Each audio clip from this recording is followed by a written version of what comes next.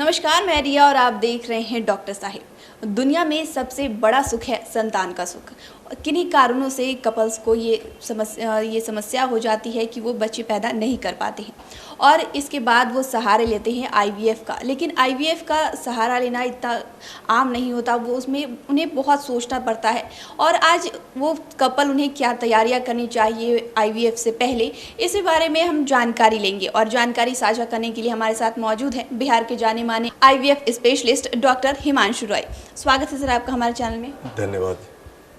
Sir, आप हमारे दर्शकों को बताइए कि अगर कोई कपल्स आईवीएफ के प्लान कर रहा है तो उसे क्या क्या सावधानियां बरतनी चाहिए, उन्हें किस तरह से अपने आप को तैयार करना चाहिए और कैसे समझना चाहिए कि अब जो है आईवीएफ का सही सहारा लेना पड़ेगा। पेशेंट्स जो आता है आईवीएफ का एडवाइस तो डॉक्टर ही यूजुअली करता है।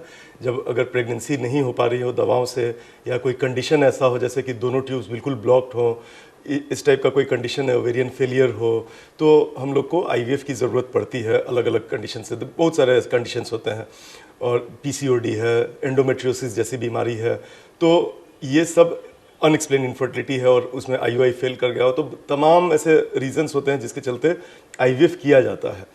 आईवीएफ का एडवाइस अब दिया तो जाता है, लेकिन अलग अलग डॉक्टर्स का अलग अलग मापदंड होता है कि वो कब आईवीएफ के लिए एडवाइस दें।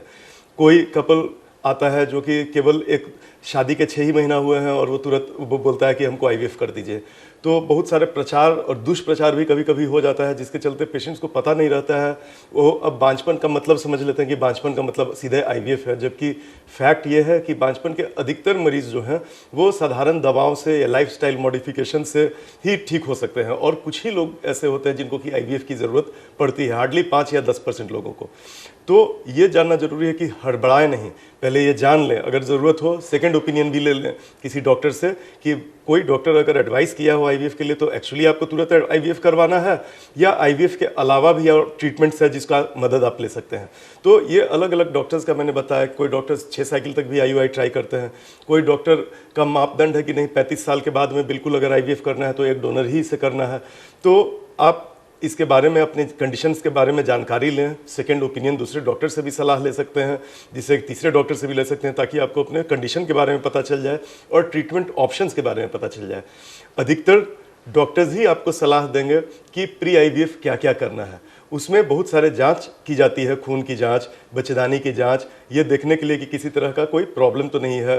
वो सब प्रॉब्लम अगर रहता है तो वो डॉक्टर का काम रहता है ठीक करना, जैसे कि शुगर किसी का लेवल गड़बड़ हो, किसी का थायराइड लेवल गड़बड़ हो, किसी का हीमोग्लोबिन कम हो, या जॉन्डिस टाइप का कोई कंडीशन हो। तो ये सब कंडीशंस को पहले डॉक्टर, सब मरीज में हम लोग पहले जांच कर लेते हैं, और जांच करने के बाद अगर कोई तरह की गड़बड़ी आती है तो पहले उसको ठीक कर लिया जाता है। जैसे ब्लड प्रेशर की समस्या है, कोई इस तरह का कोई दूसरा बॉडी में अगर प्रॉब्लम है तो हम लोग एडवाइस करते हैं कि पहले उसको ट्रीट करा ले, उसके बाद आईवीएफ में जाए। क्योंकि आईवीएफ करने के दौरान और अगर उससे प्रेगनेंसी हो जाता है तो फिर बाद में अगर कोई दूसरी बीमारी का ट्रीटमेंट करना हो तो थोड़ा डिफिकल्ट हो जाता है, चॉइसेस लिमिटेड हो जाता है।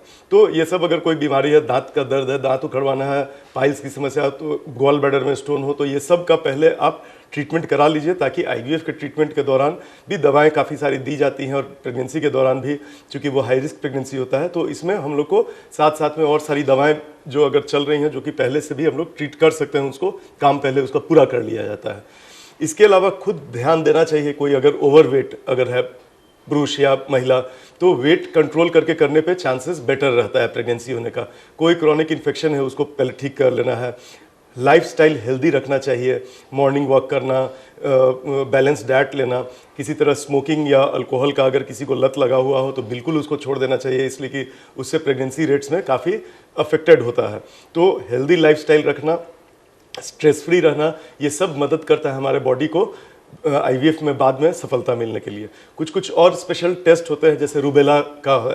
रूबेला के लिए हम लोग पहले ही टेस्ट कर लेते हैं। एक तरह का वायरस होता है जो कि अगर प्रेगनेंसी में पहली बार किसी को लगे, संक्रमण हो, तो उससे बच्चा खराब हो सकता है। तो रूबेला के लिए भी हम लोग जांच एंटीबॉडी का कर लेते हैं पहले ही, और अगर उसमें निगेटिव निकलता है तो हम लोग रूबेला का वैक्सीन दे देते हैं, और 1 महीना के बाद फिर ट्रीटमेंट करते हैं। इसी तरह आजकल जितने भी कॉमन इन्फेक्शंस है, कोविड का इन्फेक्शन है, ये सब के लिए भी पहले से इम्यूनाइजेशन हो जाना अच्छा रहता है। हेपेटाइटिस का इम्यूनाइजेशन हो जाना अच्छा रहता है। तो इस तरह से काफ़ी सारी प्रक्रियाएं ऐसे कर सकते हैं। उसके अलावा यूट्रस में अगर कोई प्रॉब्लम है, पॉलिप है, छोटा मस्सा वसा जैसा चीज़ होता है, फाइब्रॉइड्स होता है, तो इसको हटवा लेना चाहिए। अगर फाइब्रॉइड का साइज़ बहुत छोटा हो, 4 सेंटीमीटर से छोटा, और जहाँ यूट्रस का कैविटी होता है उसमें वो नहीं वो आ रहा हो, तब उसको हम लोग छोड़ के भी आईवीएफ कर सकते हैं। इसके अलावा सिस्ट वगैरह की समस्या अगर हो तो अच्छा रहता है कि पहले सिस्ट वगैरह हटा लिया जाए, नहीं तो बाद में प्रेगनेंसी जब आईवीएफ के प्रोसेस के दौरान उसमें कॉम्प्लिकेशंस होने का डर रहता है। तो कुछ तो प्रिकॉशंस ऐसे हैं जो कि खुद डॉक्टर ही आपके लिए लेते हैं, और बाकी प्रिकॉशंस आपको अपना लाइफस्टाइल हेल्दी रखना है। इन सब से प्रेगनेंसी का चांसेस आईवीएफ के द्वारा बेटर हो जाता है। शुक्रिया डॉक्टर साहब।